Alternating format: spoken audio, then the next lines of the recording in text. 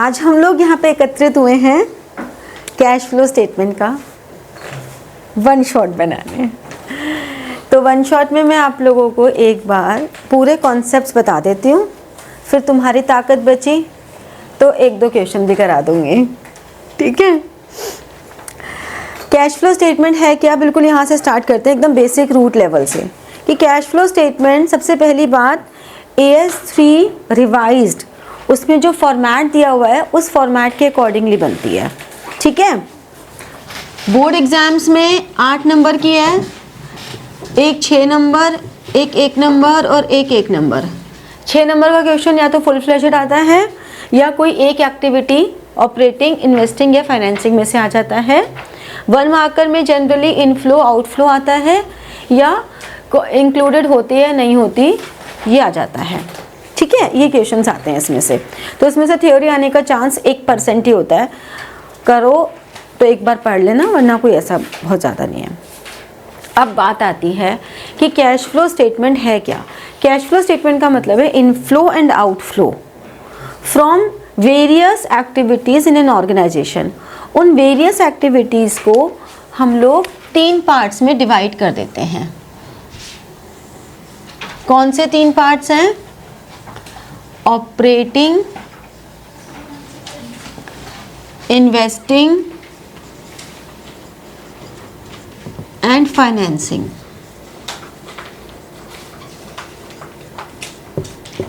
ये 3 एक्टिविटीज़ में हम डिवाइड कर देते हैं।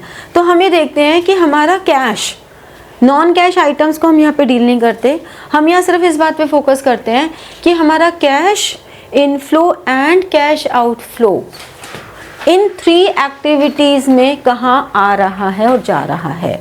तो what are the activities, what are the transactions which leads inflow और outflow of cash only। तो फिर कैश बुक में तो यही दिखा रही थी, रिसिप्ट्स एंड पेमेंट्स। तो how cash book and cash flow statements are different from each other. Cash book आपकी क्रोनोलॉजिकल ऑर्डर में बनती है, that is a part of books of accounts. Primary and secondary books दोनों होती हैं। Chronological का मतलब क्या हुआ, डेट वाइज बनती है एंड पूरे साल मेंटेन होती रहती है। जबकि cash flow statement is a part of financial statements which is prepared eight the end of the financial year, ठीक है। तो ये हमारा eight the end of the year एक ही बार बन रही है, पूरा थ्रू आउट ईयर नहीं बन रही। So this is the main difference between cash book and cash flow statement. Got it. अब हम पहले ऑपरेटिंग एक्टिविटीज़ की बात करते हैं। ऑपरेटिंग एक्टिविटीज़ में क्या होता है, जो भी हमारी कोर एक्टिविटीज़ हैं, जितनी भी कोर एक्टिविटीज़ हैं यानी कि जो मेन एक्टिविटीज़ है उससे होने वाला इनफ्लो एंड आउटफ्लो का फाइनल अमाउंट, ठीक है। जैसे कि आपका एक स्टेटमेंट होती है रेवेन्यू फ्रॉम ऑपरेशंस, उसमें से COGS माइनस ग्रॉस प्रॉफिट, ये हमने रेशियोज में भी की हुई है statement. Operating expenses minus operating profit, non operating minus और नॉन ऑपरेटिंग इनकम ऐड, तो हमें मिल जाता है प्रॉफिट बिफोर टैक्स।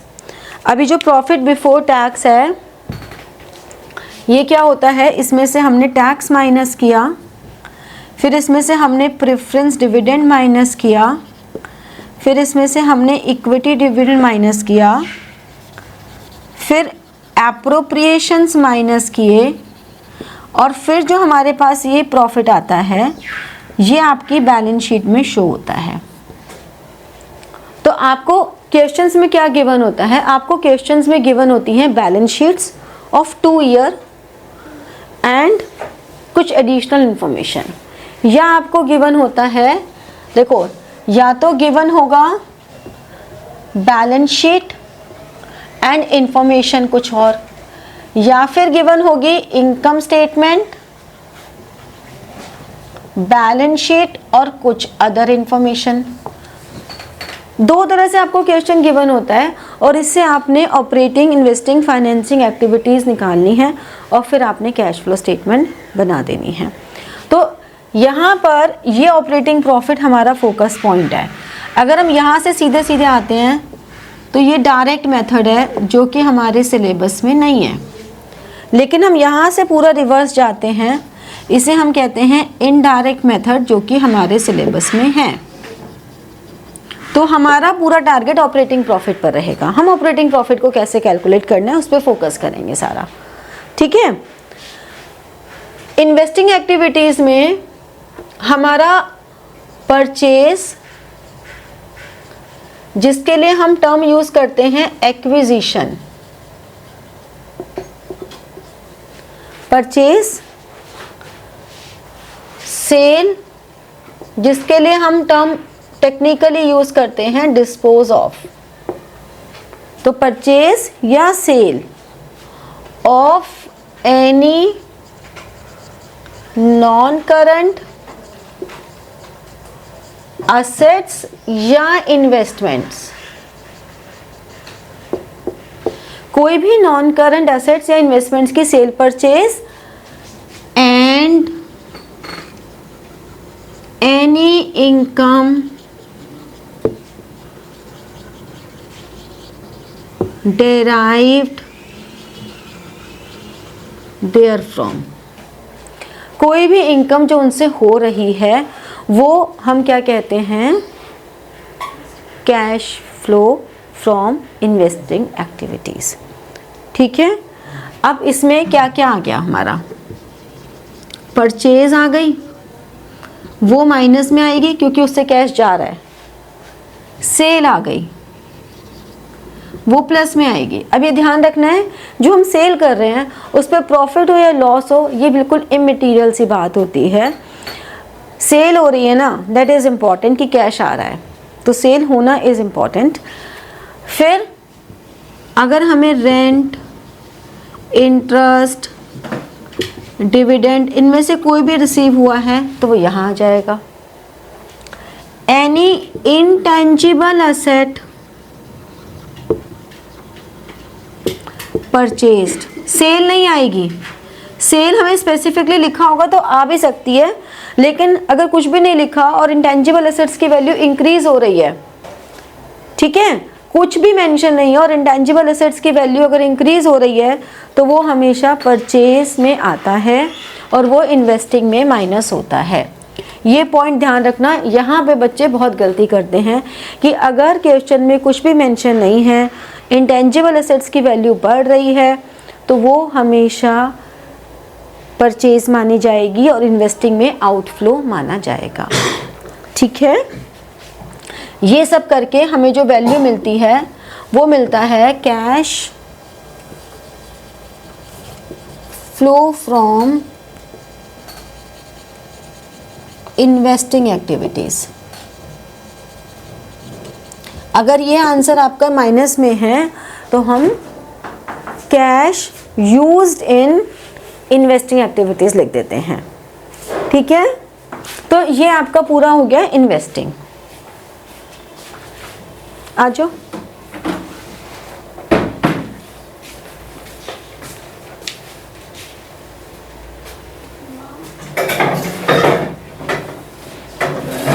थोड़ा उधर।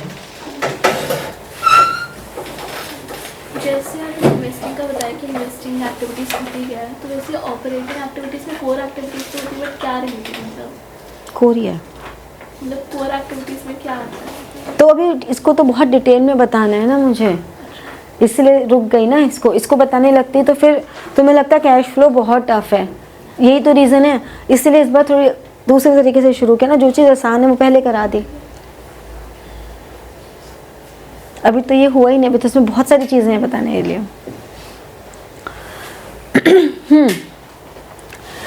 तो ये हो गया। अब इसके बाद फाइनेंसिंग। फाइनेंसिंग में क्या आता है, सोर्स ऑफ बिजनेस फाइनेंस। जो भी हमारे सोर्स ऑफ बिजनेस फाइनेंस है वो फाइनेंसिंग में आ रहे हैं, ठीक है। सोर्स ऑफ बिजनेस फाइनेंस में क्या आता है, ओनर्स फंड आते हैं, बोरोड फंड्स आते हैं और इन दोनों फंड्स को कॉस्ट ऑफ रेजिंग फंड्स आता है। तो फाइनेंसिंग एक्टिविटीज में जो भी transactions owner's fund, borrowed funds या कोई भी कॉस्ट ऑफ रेजिंग फंड्स है वो सारा आ जाता है। जैसे कि मान लो proceeds of issue of share capital या डिबेंचर, और ये प्रोसीड्स नेट प्रोसीड्स हैं। नेट प्रोसीड्स का मतलब क्या हुआ, अगर प्रीमियम पे है तो वो प्रीमियम प्लस कर दो, और अगर डिस्काउंट पर है तो वो डिस्काउंट माइनस कर दो। मतलब हम शेयर्स और डिबेंचर्स को प्रीमियम पे इशू कर सकते हैं तो वो प्रीमियम ऐड कर दो, हम डिबेंचर्स को डिस्काउंट पे भी इशू कर सकते हैं तो वो डिस्काउंट माइनस कर दो। हमें नेट प्रोसीड्स लेनी है, ठीक है, समझे। ऐसे ही नेट पेमेंट लेनी है, यानी कि redemption of redeemable preference shares और डिबेंचर्स, ये हमने माइनस कर दिया, ठीक है। इसमें भी नेट लेना है, मतलब अगर हम इनको प्रीमियम पे ले रहे हैं तो प्रीमियम ऐड करके माइनस करना है, समझे। तो जो भी अमाउंट है, हाँ ये बात है, कई बार हम फ्लो में क्वेश्चन करते करते भूल जाते हैं, सिक्योरिटीज प्रीमियम को ऐड करना भूल गए या प्रीमियम और रिडेम्पशन को ऐड करना भूल गए, तो अलग से लिख दोगे तो ऐसा नहीं कि बहुत नंबर कट जाने वाले हैं, बट प्रेफर नहीं करना चाहिए। इट इज़ ऑलवेज एडवाइजेबल कि उनको ऐड करके ही लिखा जाए, सिक्योरिटीज प्रीमियम और प्रीमियम और रिडेम्पशन को, ठीक है। इसके बाद अगर बैंक ओवरड्राफ्ट इंक्रीज हुआ और बैंक ओवरड्राफ्ट डिक्रीज हुआ तो क्या करेंगे। बैंक ओवरड्राफ्ट क्या होता है, जब अकाउंट में जितने पैसे होते हैं उससे ज़्यादा जब हम हाँ, हमारे अकाउंट में जितने पैसे हैं जब हम उससे ज़्यादा विड्रॉ कर सकते हैं तो वो जो फैसिलिटी हमें मिलती है वो बैंक ओवरड्राफ्ट है। लायबिलिटी होती है, अब अगर वो इंक्रीज हो रहा है तो मतलब हम लोन ले रहे हैं तो प्लस हो जाएगा, और अगर डिक्रीज हुआ तो मतलब हम वापस कर रहे हैं, माइनस हो जाएगा। अब अगर हमने कोई भी इंटरेस्ट पे किया, चाहे वो डिबेंचर्स पे हो, चाहे वो बैंक ओवरड्राफ्ट पे हो या कोई भी बैंक लोन हो, अगर हमने डिविडेंड पे किया, ठीक है, चाहे वो इंटरिम डिविडेंड हो और चाहे वो प्रपोज डिविडेंड हो, तो ये भी माइनस होगा। इंटरिम डिविडेंड हमेशा आपको एडजस्टमेंट में ही गिवन होगा, ठीक है। तो प्रपोज डिविडेंड का अलग से ट्रीटमेंट है जो मैं बताऊंगी अभी आपको। तो ये सारे वो आइटम्स हैं जो कि फाइनेंस से रिलेटेड हैं, समझे, ये क्लियर हुआ। तो ये सब करके आपको मिल जाएगा cash flow from financing activities.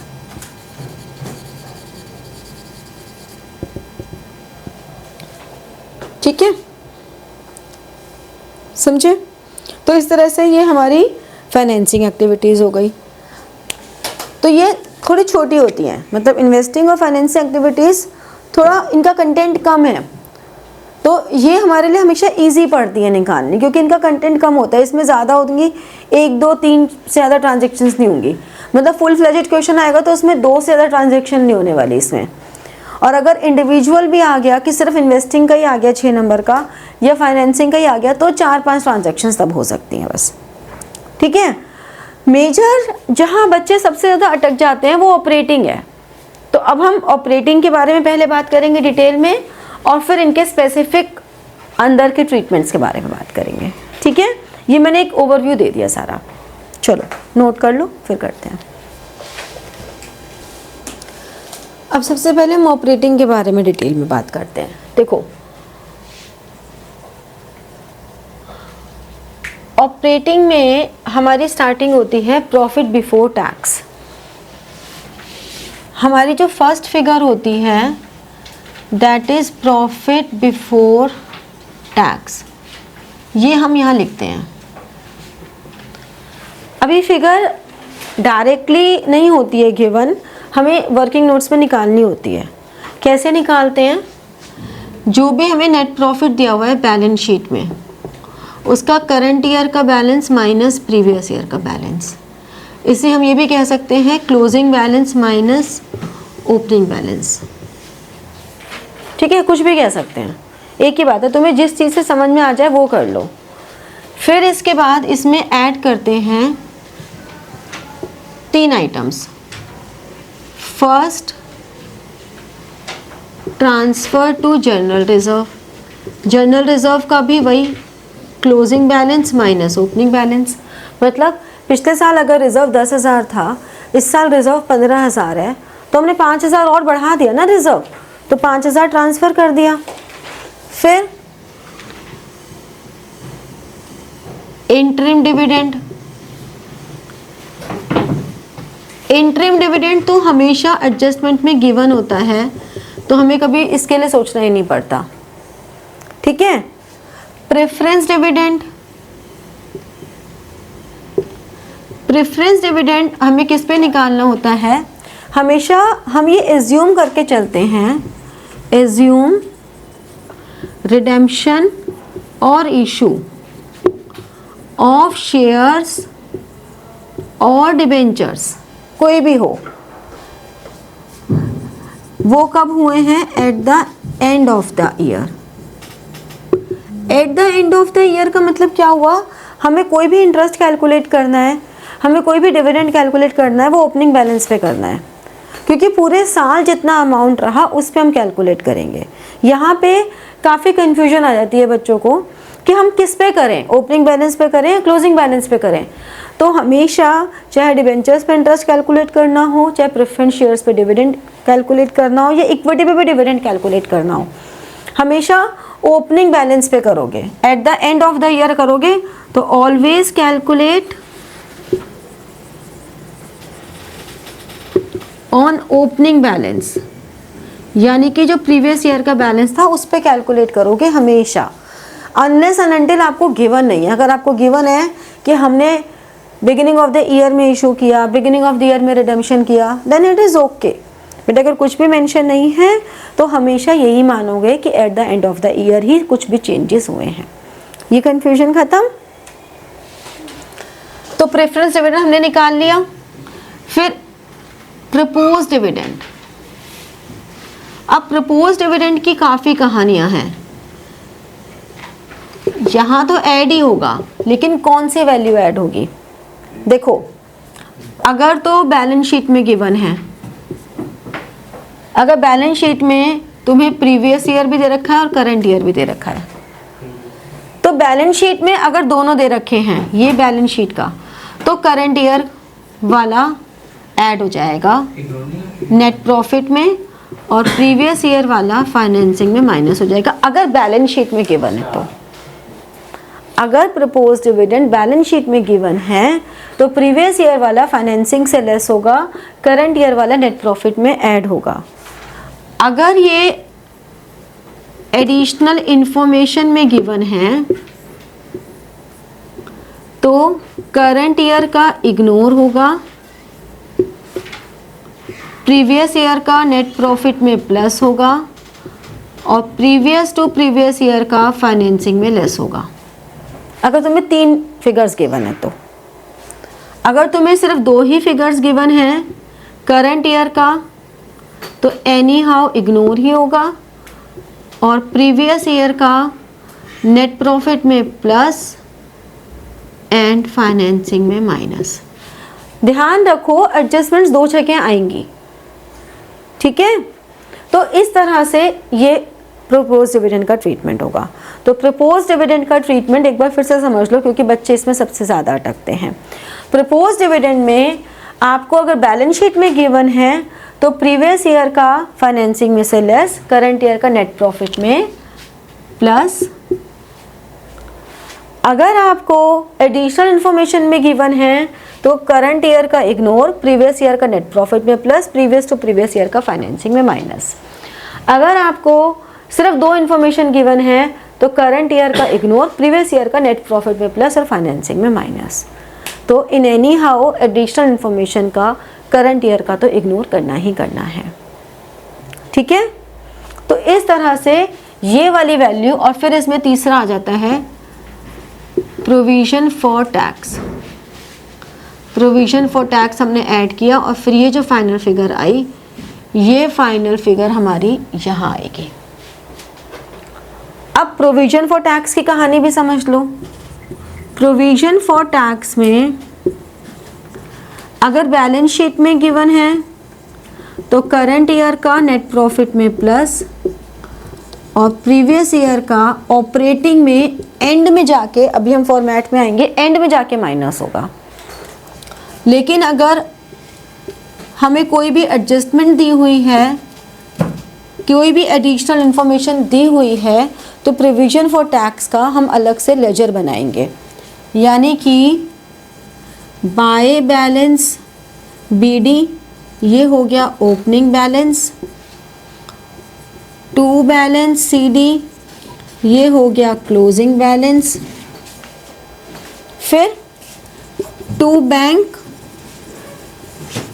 और बाय स्टेटमेंट ऑफ P&L, ये हो गया टैक्स पेड और ये हो गया प्रोविजन मेड। तो प्रोविजन फॉर टैक्स की कहानी क्या हुई कि प्रोविजन फॉर टैक्स अगर बैलेंस शीट में गिवन है and no additional information is given, तो प्रोविजन फॉर टैक्स का करंट ईयर में नेट प्रॉफिट में प्लस कर देंगे और प्रीवियस ईयर का ऑपरेटिंग में से माइनस कर देंगे एंड में आके। अगर तुम्हें बैलेंस शीट में भी दिया हुआ है और तुम्हें एडिशनल इन्फॉर्मेशन भी गिवन है तो लेजर बनाओगे, ओपनिंग बैलेंस क्लोजिंग बैलेंस लिखोगे, डेबिट में टैक्स पेड और क्रेडिट में प्रोविजन मेड, दोनों में से कोई एक फिगर गिवन होगी, दूसरी बैलेंसिंग आ जाएगी। और टैक्स पेड आपका वही ऑपरेटिंग से माइनस और प्रोविजन मेड नेट प्रॉफिट में प्लस।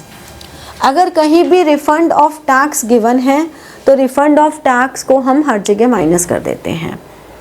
अगर पूरे क्वेश्चन में सिर्फ एक ही टैक्स की फिगर दी हुई है पूरे क्वेश्चन में और कोई इन्फॉर्मेशन है ही नहीं, सिंपल एक सिंगल फिगर गिवन है, तो वो सिंगल फिगर नेट प्रॉफिट में ऐड कर दो और ऑपरेटिंग में से माइनस कर दो, that's it.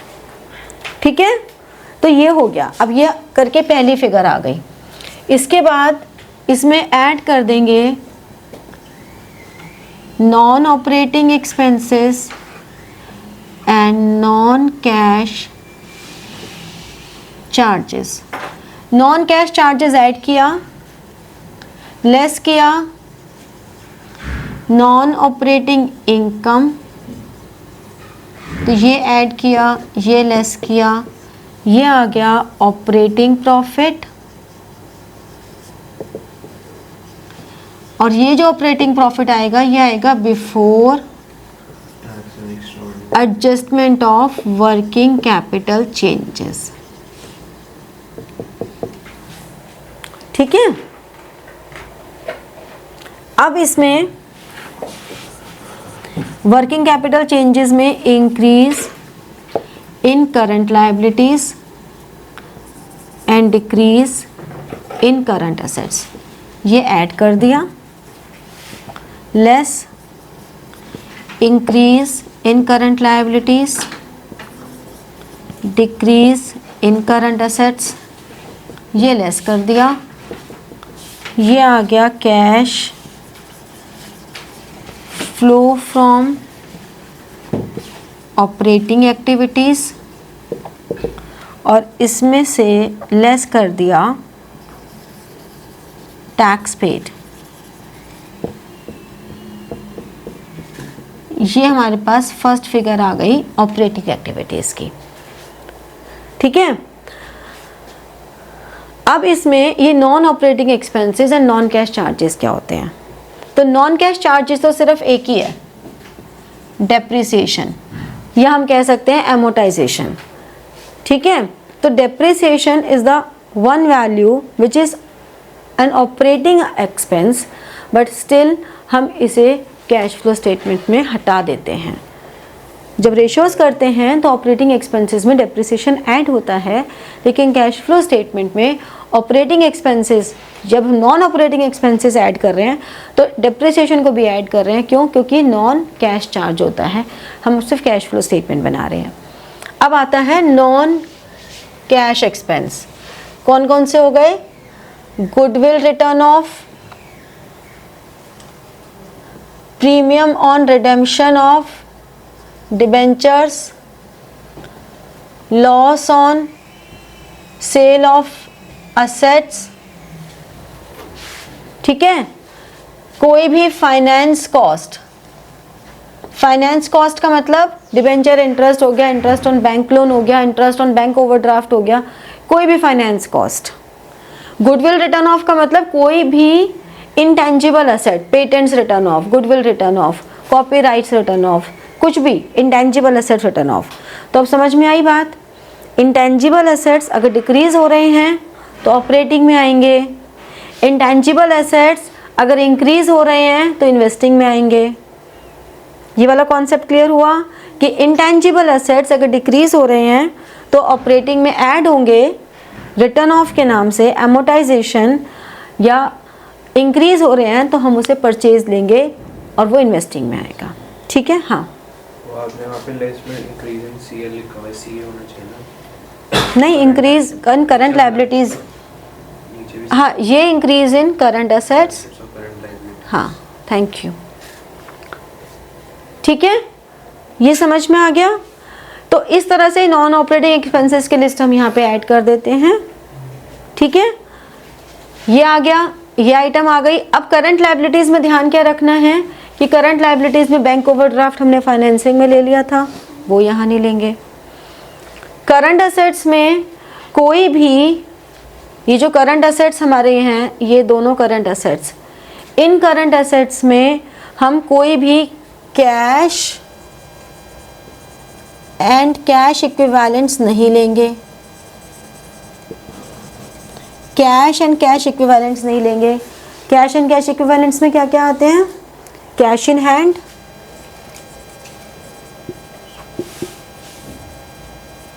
Cash at bank और करंट इन्वेस्टमेंट्स, मार्केटेबल सिक्योरिटीज। ठीक है, तो कैश एंड कैश इक्विवेलेंट्स में cash in hand, cash at bank, current investments, marketable securities, ये सब हम इन करंट एसेट्स में नहीं लेंगे। समझ में आया? क्लियर हुआ? ऑपरेटिंग अच्छे से? चलो ये नोट डाउन करो, फिर आगे करते हैं। अब जो नेक्स्ट बहुत बड़ी कंफ्यूजन आती है बच्चों को, वो आती है interest paid, interest received, dividend paid and dividend receive. हम लोग जो नॉर्मली, ये चार कंपोनेंट्स हैं, हम जो नॉर्मली पढ़ते हैं वो हम हमेशा नॉन फाइनेंस कंपनी के बारे में पढ़ते हैं। तो नॉन फाइनेंस कंपनी में तो हमने क्या कहा? इंटरेस्ट पेड हमारा नॉन ऑपरेटिंग एक्सपेंस है और फाइनेंसिंग में से लेस होता है। इंटरेस्ट रिसीव्ड हमारा इन्वेस्टिंग में प्लस होता है। डिविडेंड पेड हमारा फाइनेंसिंग में माइनस होता है और डिविडेंड रिसीव्ड इन्वेस्टिंग में प्लस होता है। कोई कंफ्यूजन ही नहीं है, ठीक है ना। अगर एक्टिविटीज़ में हम बात करें तो डिविडेंड पेड हमारा फाइनेंसिंग में माइनस हुआ, इंटरेस्ट पेड हमारा फाइनेंसिंग में माइनस हुआ। अब ये हटा देती हूँ वरना से कंफ्यूजन हो जाएगी। फाइनेंस कंपनी की अगर हम बात करें तो हाँ बोलो। इन्वेस्टमेंट कंपनी भी एक और है, वो आया था, उसको भी बता। इन्वेस्टमेंट कंपनी फाइनेंस कंपनी ही होती है, ठीक है। अब एक हमारा आया कि इंटरेस्ट पेड अगर फाइनेंस कंपनी है तो फाइनेंस कंपनी या इन्वेस्टमेंट कंपनी, इसका जो मेन रूल होता है वो क्या होता है? वो होता है लोन्स प्रोवाइड करना, इन्वेस्टमेंट्स करना, यही होता है। तो इनके लिए ये भी ऑपरेटिंग हो गया, इंटरेस्ट रिसीव भी ऑपरेटिंग हो गया, इंटरेस्ट पेड ऑपरेटिंग कैसे हो गया? डिविडेंड रिसीव भी। एक मुझे पढ़ाने तो देना पूरा, या तो हम क्वेश्चन आंसर सेशन कर लेते हैं। और तू बिजनेस स्टडीज कर रहा है। वो भी है। नहीं, मेरे को सवाल पे दिक्कत नहीं, लेकिन पढ़ाने तो दे, तो सेंटेंस ही नहीं पूरा होने दे रहा मेरा तो।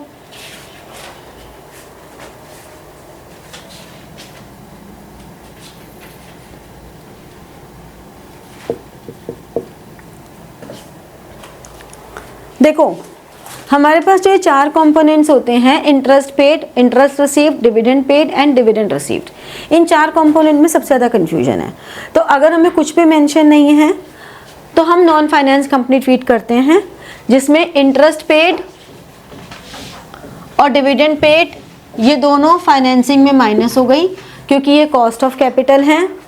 इंटरेस्ट रिसीव्ड और डिविडेंड रिसीव्ड हमने कहीं ना कहीं डिवेंचर्स में या शेयर्स में इन्वेस्ट की हुई हैं, तो हमें इंटरेस्ट रिसीव या डिविडेंड रिसीव्ड इन्वेस्टिंग में आ गया। ये तो सिंपल है। अब फाइनेंस कंपनी जो होती है, फाइनेंस कंपनी का जो मेन काम होता है, जो कोर एक्टिविटी होती है, वो होती है लोगों से पैसा लेना और उसे इन्वेस्ट करना। ठीक है, ये उनका काम है रोज़मर्रा का, कि तुमसे पैसा ले लिया, तुमको दे दिया।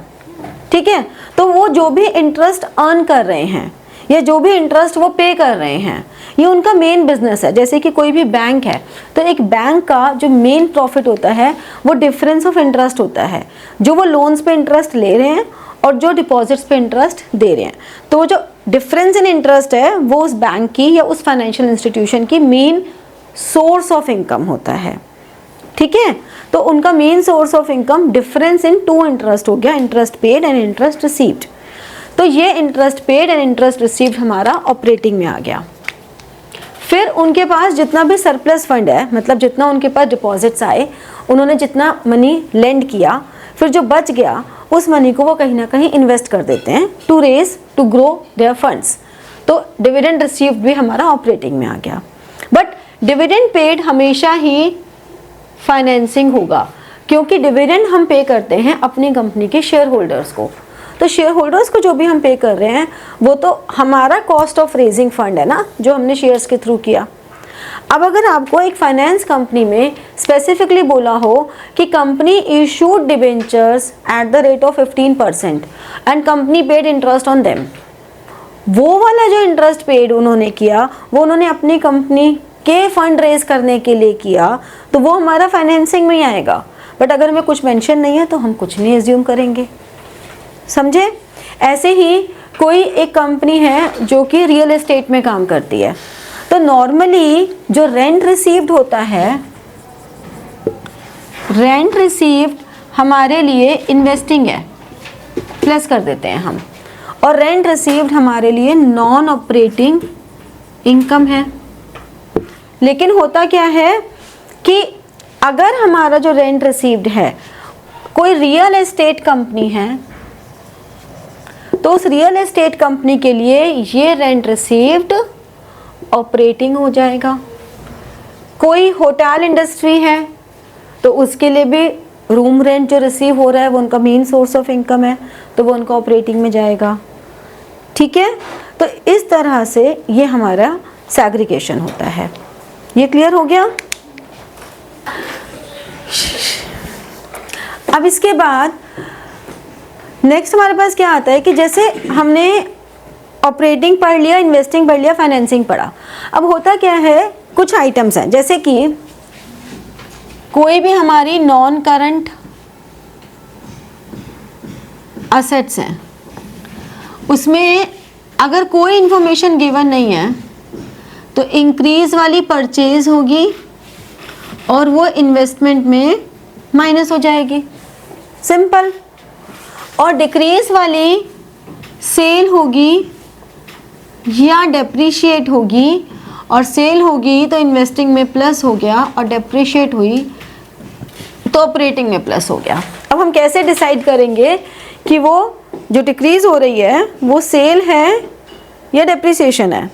तो पहली बात, लैंड का केस अगर है तो डेप्रीसिएशन कभी नहीं हो सकता। Land is the only asset which is never depreciated. अब अगर वो जो डिक्रीज हो रही है वो 10-20% तक का मामला चल रहा है तो वो 10-20% तक का मामला डेप्रिसिएशन ले लो, और वो 10-20% से ऊपर का मामला है तो सेल ले लो। ऑल्दो आप लोगों के लिए कभी भी ये कन्फ्यूजन क्रिएट नहीं होगी, आपको मेंशन ही होगा, लेकिन अगर कभी नहीं भी मेंशन तो क्वेश्चन रीडिंग टाइम को यूटिलाइज करने में रीडिंग टाइम में अच्छे से पढ़ लो, और पढ़ के फिर स्टार्टिंग में ही क्वेश्चन को स्टार्ट करने से पहले मेंशन कर दो कि हम क्या दे रहे हैं। ठीक है। अब if additional information is given,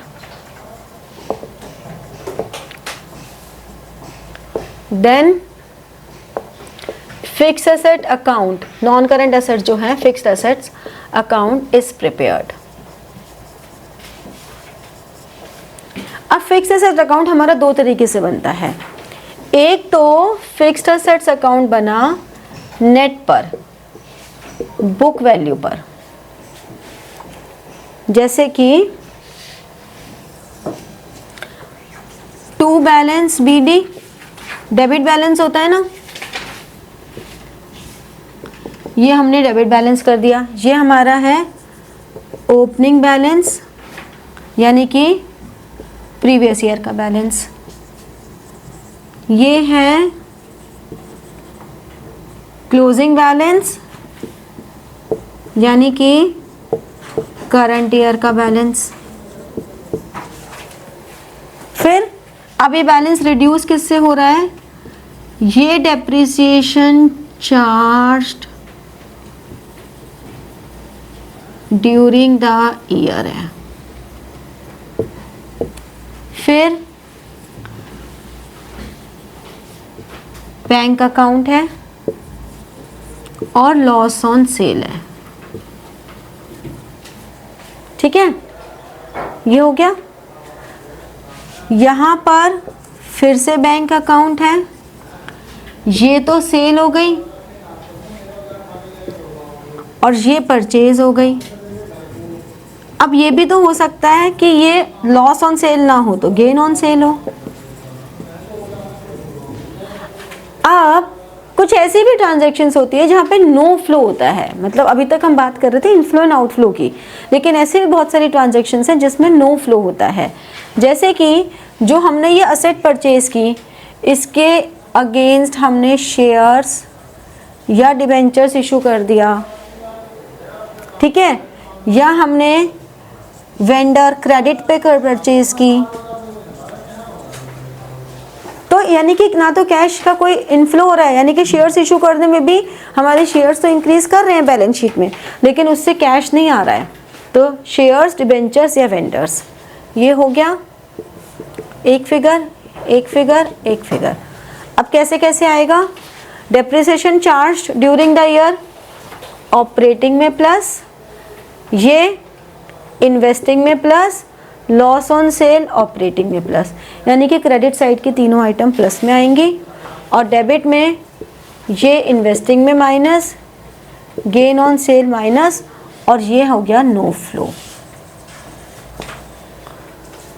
ठीक है, तो MCQs में अगर नो फ्लो वाली ऑप्शन में आती हैं तो ये क्वेश्चंस में काम आता है।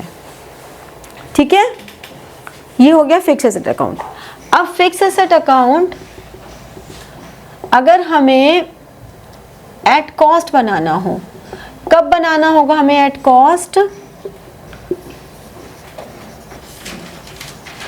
जब हमें एक्यूमुलेटेड डेप्रिसिएशन,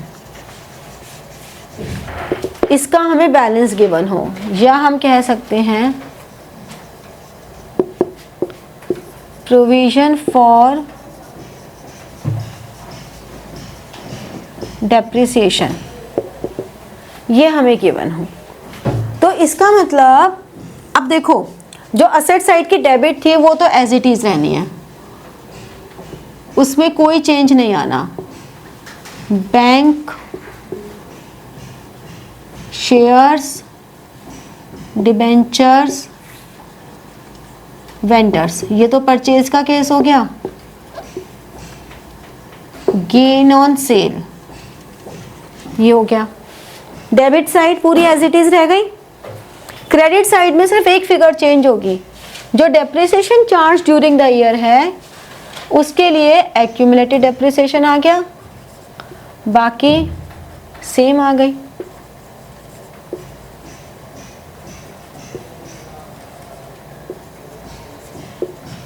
फिर हम जो डेप्रिसिएशन है कौन सा वाला ऐड करते हैं? यही करेंगे, depreciation charge during the year. ये एक्यूमुलेटेड डेप्रिसिएशन है, डेप्रिसिएशन ऑन असेट्स सोल्ड, तो ये यहाँ पे डेबिट में आ गया।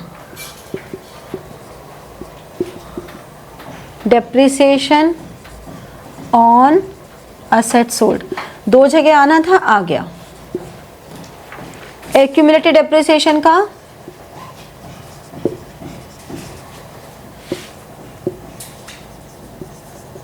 ये ओपनिंग क्लोजिंग बैलेंस हमने लिख दिया। अब जो ये depreciation charge during the year था ये यहाँ आ जाएगा बाय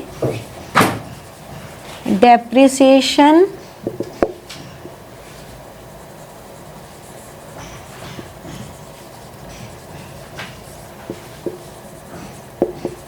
चार्ज। अब हम ऑपरेटिंग में ये वाला प्लस करेंगे, तो figure depreciation charge during the year. और हमेशा क्या करोगे, जो भी इंफॉर्मेशन गिवन हो वो पहले अकाउंट में वैल्यूज पुट कर दो, फिर देखो कि बैलेंसिंग फिगर कहाँ आ रही है। ठीक है, जितना वर्किंग नोट्स बनाओगे तुम्हारे लिए क्वेश्चन उतना ही आसान होगा। बच्चे वर्किंग नोट्स बनाना, समरी बनाना, इसको समझते हैं वेस्टेज ऑफ टाइम। कॉमर्स के बच्चे हो, आरओआई की बात किया करो। जितने वर्किंग नोट्स बनाओगे, जितनी वो बनाओगे, समरीज बनाओगे, उतना ही तुम्हारे लिए वो इन्वेस्टमेंट है टाइम की, जो आपको मार्क्स लाने में हेल्प करेगी। आप जिस टाइम को सेव कर रहे हो क्वेश्चन सॉल्व करने में, वो टाइम उतना ही एक्स्ट्रा वेस्ट हो जाएगा अगर आपने समरीज या वर्किंग नोट्स नहीं बनाए तो मेक इट अ हैबिट कि हमें बनाने ही हैं। ठीक है, अब अगर हम पूरी बात करें कि पूरी की पूरी कैश फ्लो स्टेटमेंट कैसे बनेगी, तो सबसे पहले कैश फ्लो फ्रॉम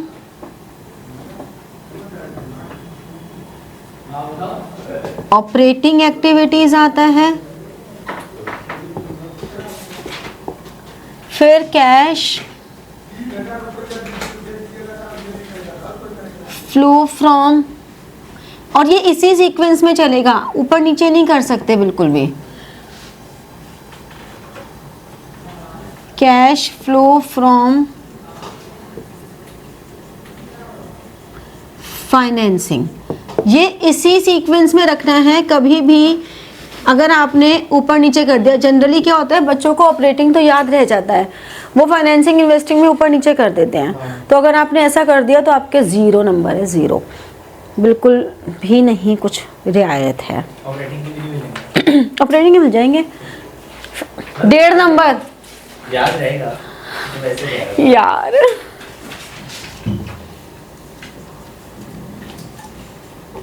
कितने संतोषी प्राणी हो, इतना संतोषी नहीं होना चाहिए, थोड़ी आग होनी चाहिए कि हाँ हमें पढ़ना है।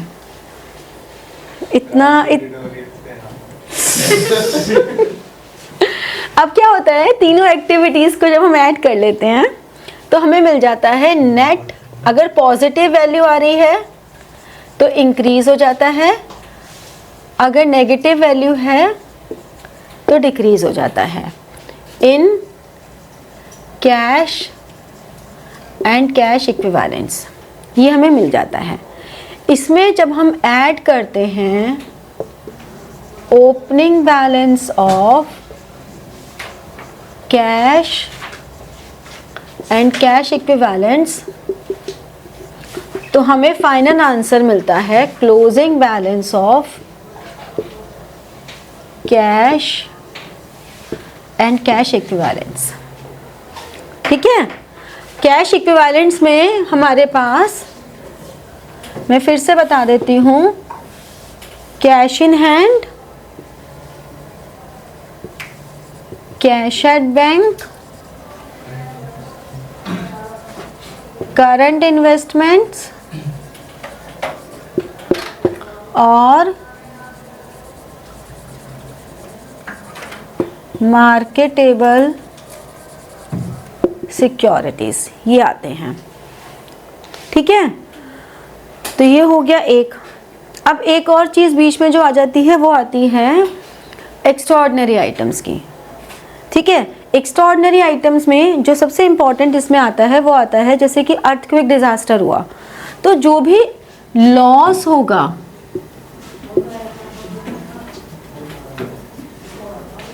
लॉस ऑन अर्थक्वेक डिजास्टर,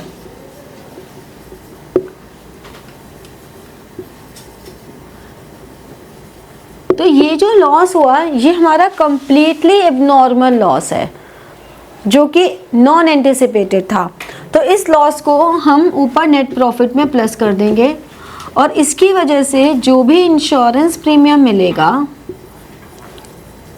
उसको लास्ट में, जब ऑपरेटिंग में टैक्स भी माइनस कर देते हो तो टैक्स माइनस करने के बाद लास्ट में ऑपरेटिंग में माइनस कर दोगे, क्योंकि ये जो इंश्योरेंस प्रीमियम मिल रहा है ये भी हमारे लिए एक एबनॉर्मल इनकम है। ठीक है, तो इस तरह की आइटम्स ये हमारी एक्स्ट्राऑर्डिनरी आइटम्स हैं। एक ट्रांजैक्शन होती है और वो होती है हायर परचेज इंस्टॉलमेंट पेड। पहली बात तो हायर परचेज क्या होती है, हमने कोई सामान खरीदा, मैंने गाड़ी खरीदी, गाड़ी मेरे नाम पे है और गाड़ी मेरे नाम पे है और मैंने उसको इंस्टॉलमेंट देनी शुरू कर दी। 5 साल की इंस्टॉलमेंट है, 5 साल बाद वो गाड़ी पूरी मेरी हो गई, डेप्ट फ्री हो गई मैं, ख़त्म बात। उसे कहते हैं installment system. Hire purchase system में क्या हुआ, मैंने सामान लिया, मतलब मैंने मान लो गाड़ी ली, गाड़ी मेरे नाम पे नहीं है अभी, वो गाड़ी कंपनी के पास ही है, जब मेरी इंस्टॉलमेंट्स पूरी हो जाएंगी तब वो गाड़ी मेरे नाम पर होगी। समझ रहे हो, ओनरशिप नहीं मिली, आपके पास राइट टू सेल नहीं है भाई। इंस्टॉलमेंट सिस्टम में नॉर्मल में अगर मैं 3 साल बाद अपनी गाड़ी बेचना चाहूँ तो मैं बैंक को उनके पैसे दे दूँ और गाड़ी बेच दूँ, कोई प्रॉब्लम नहीं है।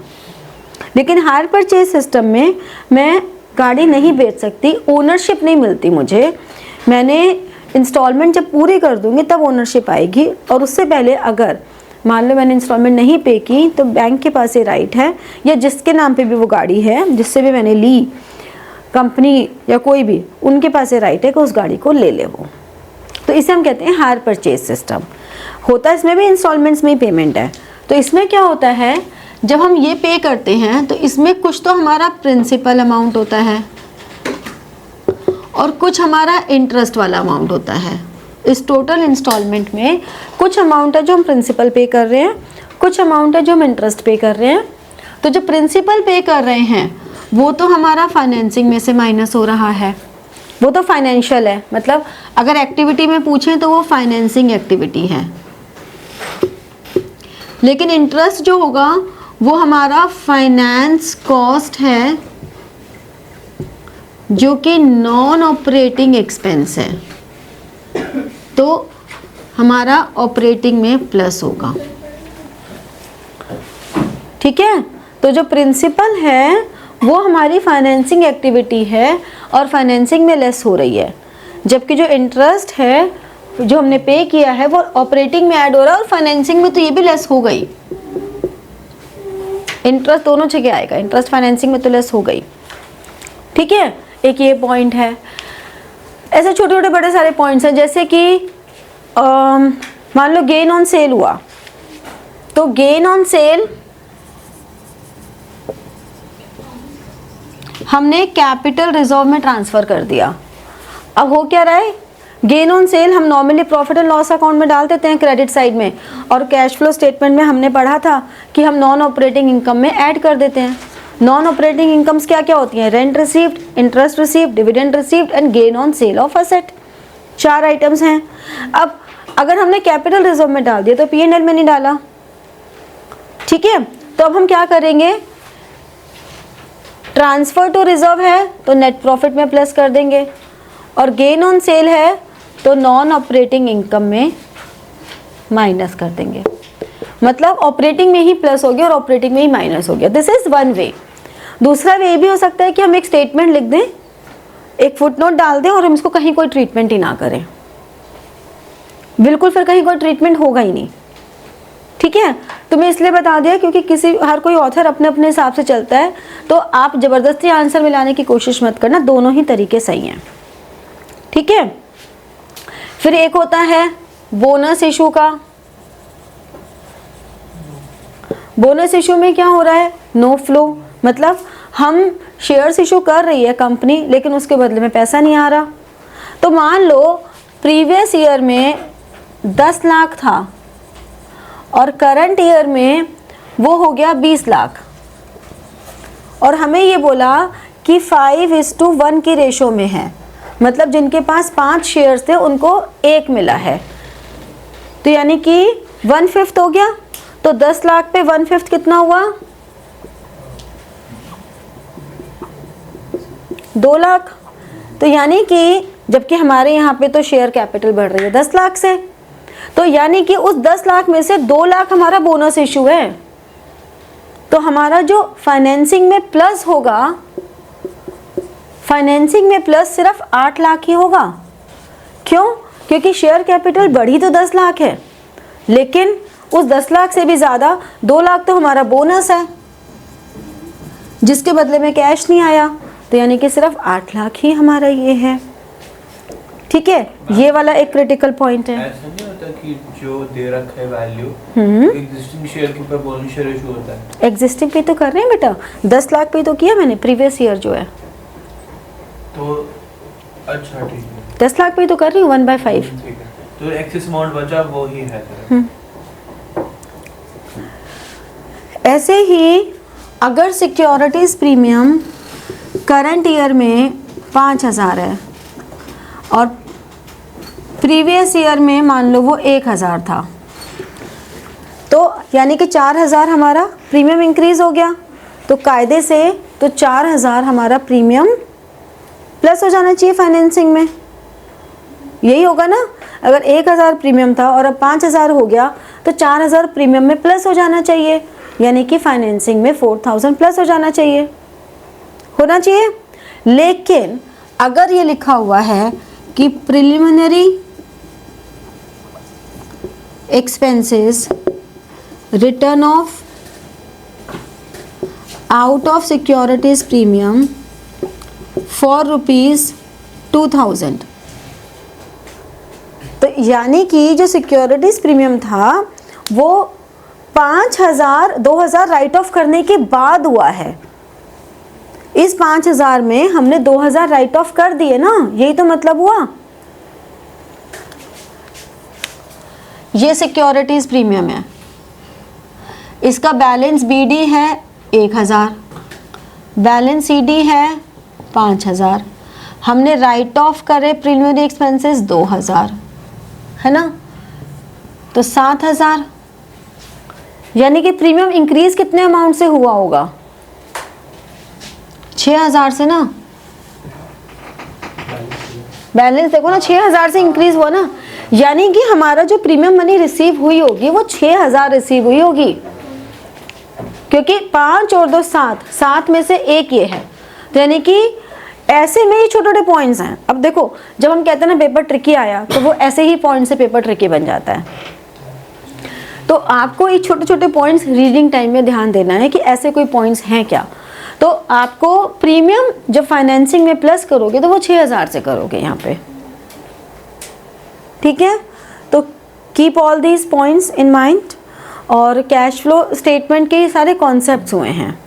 क्वेश्चंस के लिए अब एट दिस मोमेंट जब एग्ज़ाम्स को 1 महीना ही बचा है, तो एट दिस मोमेंट बिल्कुल भी कैश फ्लो के जो लास्ट के क्वेश्चंस हैं ना टीएस ग्रेवाल के, बिल्कुल एंड के बड़े बड़े खूब बड़े बड़े एक पेज के क्वेश्चन, वो करने की ज़रूरत नहीं है, ठीक है, क्योंकि वो क्वेश्चंस आपकी अंडरस्टैंडिंग के लिए ज़्यादा इंपॉर्टेंट हैं। बट अभी फ़िलहाल मार्क्स के लिए हमें वो फोकस करना है जो एग्ज़ाम में आते हैं, तो वो वाले क्वेश्चंस एग्जाम्स में नहीं आते हैं, वो आपके कॉन्सेप्ट बिल्डिंग के लिए हैं।